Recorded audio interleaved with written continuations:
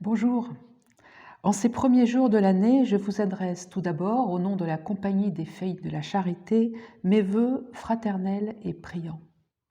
Qu'ensemble, nous sachions nous mettre au service de la paix et de nos frères et sœurs qui souffrent d'une manière ou d'une autre. Dans 5 mois, nous allons célébrer le 400e anniversaire de ce que nous appelons dans la Compagnie la lumière de la Pentecôte. En effet, le 4 juin 1623, jour de la Pentecôte, dans l'église Saint-Nicolas-des-Champs, à Paris, Louise de Marillac priait. Inquiète de son avenir, alors qu'elle était jeune, mariée et avait un fils, elle ressentait pourtant au fond d'elle-même que le Seigneur avait un projet sur elle. Quel était cet appel ? Ce jour-là, elle comprit, par la grâce de Dieu, que viendrait un temps où elle pourrait promettre à Dieu de se donner entièrement à lui, avec d'autres, en communauté, et se mettre au service des souffrants de son époque d'une manière particulière et nouvelle pour son temps.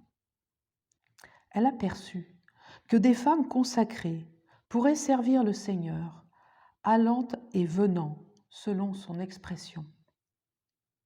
Ensuite, au fil des années, le Seigneur, les événements, Saint Vincent de Paul, les pauvres eux-mêmes lui ont permis de préciser ce que l'Esprit lui avait soufflé et qui est devenu la vocation des filles de la charité.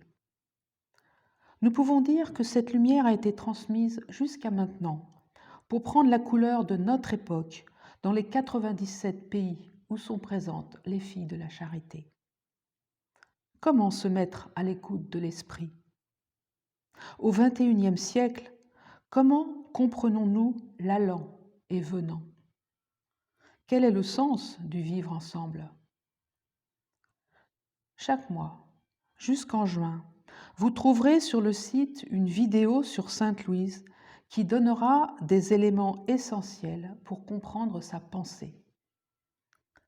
Pour faire mémoire de cet événement, il est important de célébrer, de prier, de revenir davantage à l'Évangile, d'approfondir les écrits de Sainte Louise.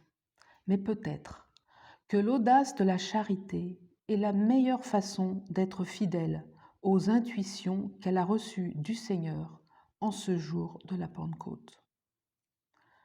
Comme Sainte Louise, mettons-nous à l'écoute de l'Esprit. Osons nous engager davantage avec les hommes et les femmes de notre temps pour défendre la justice et la dignité des personnes dans un esprit de solidarité et de fraternité.